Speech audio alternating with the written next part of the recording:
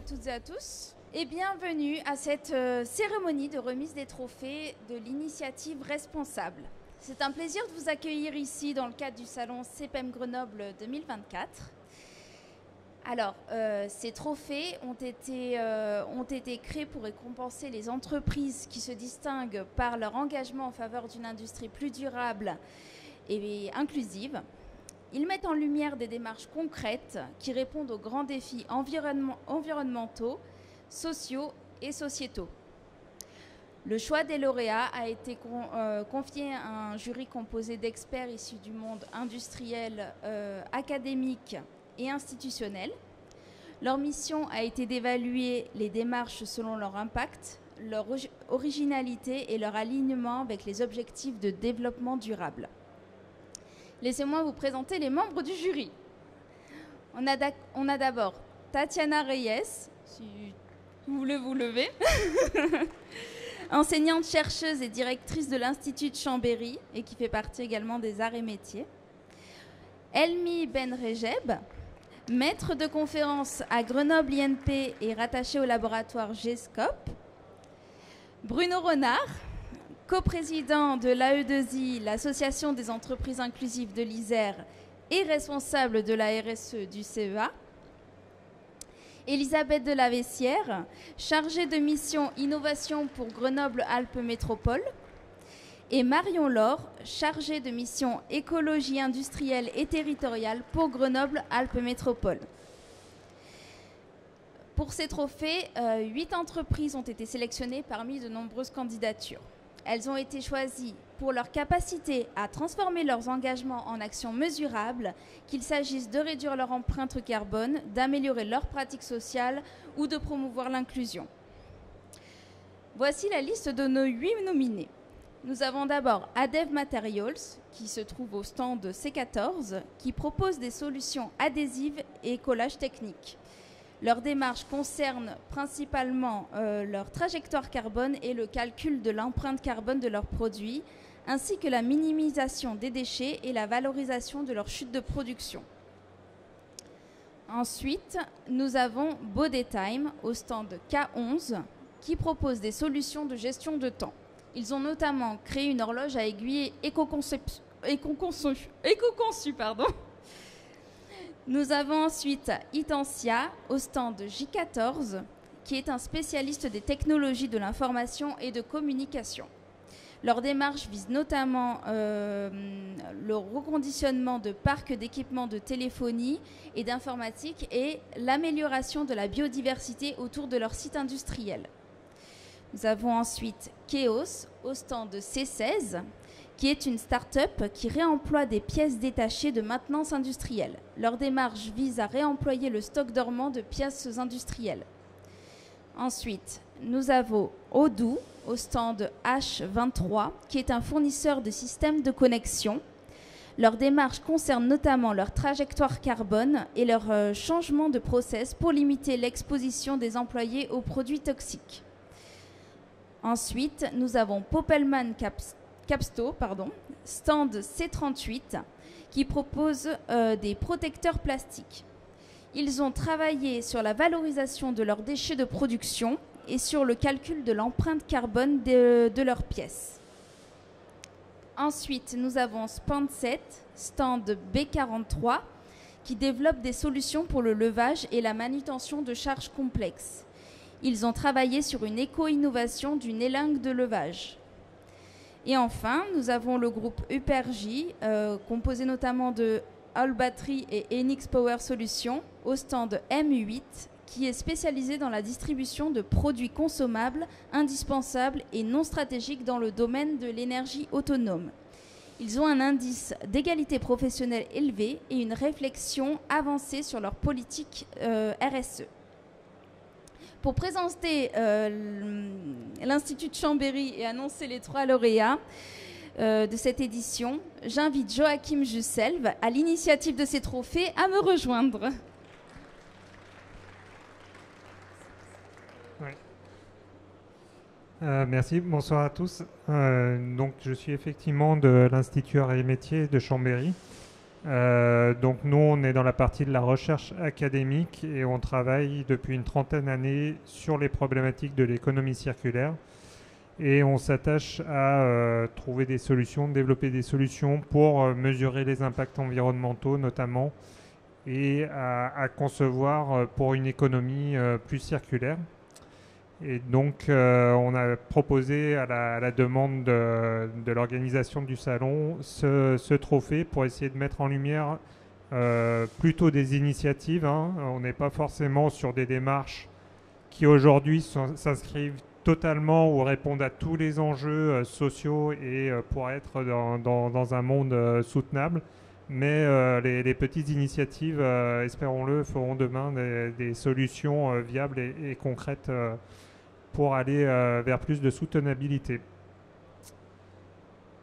Donc, le jury a sélectionné 3 lauréats. Je te repasse le micro ou... Donc, alors de mémoire, parce que le premier est remis à l'entreprise Itensia. Je ne sais pas s'il y a des représentants. Ah oui. Voilà, pour leur démarche, notamment sur le reconditionnement de produits et aussi tout un tas d'autres démarches. Je ne sais pas si vous pouvez nous en dire 2 mots. Oui, bonjour, merci en tout cas pour nous avoir sélectionnés. Itensia, on est implanté en Isère depuis 2011, mais c'est un groupe du Maine-et-Loire depuis plus de 33 ans. Notre corps de métier est vraiment le reconditionnement de produits. Donc on va reconditionner tout ce qui est IT, télécommunications, serveurs. Mais on va encore plus loin, on va aller aussi dans le domaine du grand public. Tout ce qui est console, téléphone, ce qui est dans l'air du temps. On a démarré les premières pièces à reconditionner dans les années 90. Ou alors c'était pas encore dans l'air du temps, j'allais dire. Donc voilà, donc nous on va très très loin avec ce métier qu'on a au fil des années exploité. On a acquis de l'expérience, des machines. D'ailleurs on est en circuit court, on arrive des bains, on est quand même à côté. On ne peut pas faire mieux pour venir ici au salon du CPEM. Et on est arrivé vraiment à mettre tous nos packaging au vert. Voilà. On arrive à distribuer plus de 2 millions de produits par an, c'est énorme. Hein. Donc on a quand même un engagement RSE où plus de 95% de nos packaging est en 100% recyclé.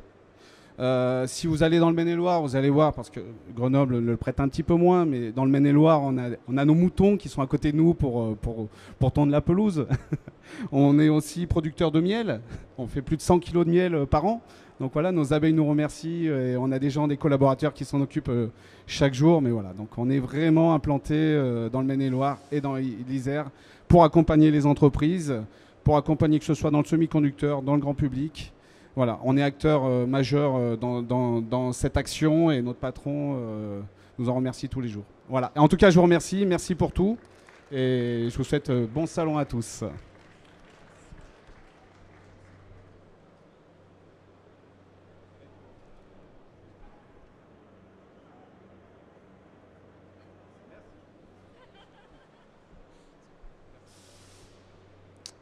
La seconde entreprise qu'on a voulu distinguer est une entreprise locale, là encore pour son modèle d'affaires, c'est-à-dire que c'est une activité qui se développe autour de la réutilisation de pièces dormantes et donc c'est l'entreprise Keos.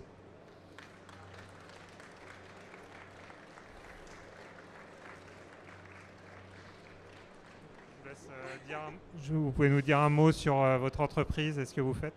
Bien sûr. Tout d'abord, déjà, merci pour ce prix. Merci au jury, merci au CPEM.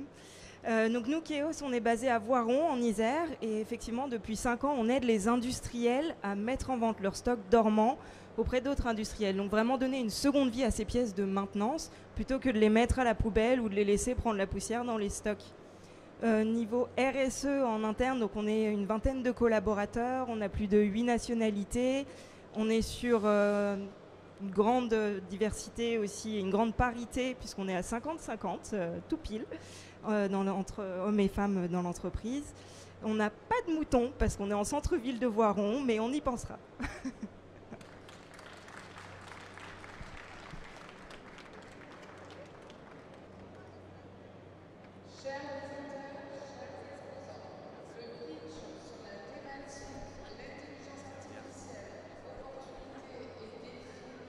Et donc le troisième et dernier prix, il a été décerné à une entreprise dont vous connaissez probablement les produits directement ou indirectement qui sont présents un peu partout, pour une initiative concernant l'éco-conception d'un de leurs produits qui est une première, et donc il s'agit de Baudet Time and Sport.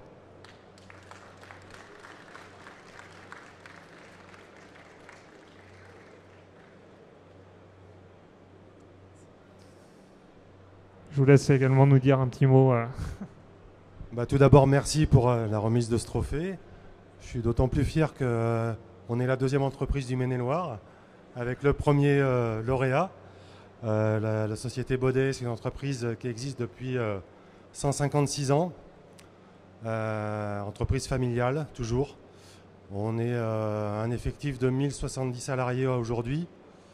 Voilà, la démarche a été de développer un produit effectivement éco-conçu, 100% autonome, une horloge sans batterie, sans fil, sans pile, complètement autonome qui marche à l'énergie solaire, que ce soit l'éclairage naturel ou artificiel. Pour preuve, celle qui est installée sur nos stands K11 fonctionne depuis lundi soir avec l'extinction des éclairages la nuit. Voilà, elle est toujours à l'heure, vous pouvez venir vérifier. Le souci de développement de ce produit va également jusqu'à l'emballage, avec des matériaux 100% recyclés et recyclables. On a supprimé toute matière plastique, que ce soit dans la fermeture, dans l'emballage. La documentation commerciale a été également allégée, on a supprimé la pellicule plastique. Le grammage de la documentation a été également réduit. Qu'est-ce que je peux dire encore? J'ai perdu le fil. Je suis un peu comme à l'énergie solaire en fait. Moi, j'ai deux de mémoire, donc je n'ai pas tout retenu. Voilà, encore merci pour la nomination sur ce trophée. Merci.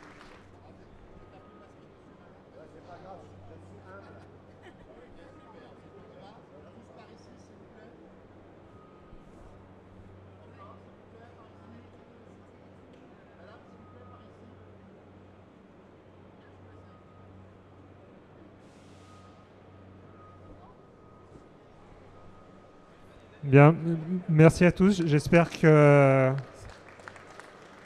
ces éléments vous inspireront et merci à toutes les entreprises qui ont participé, candidaté pour ce trophée.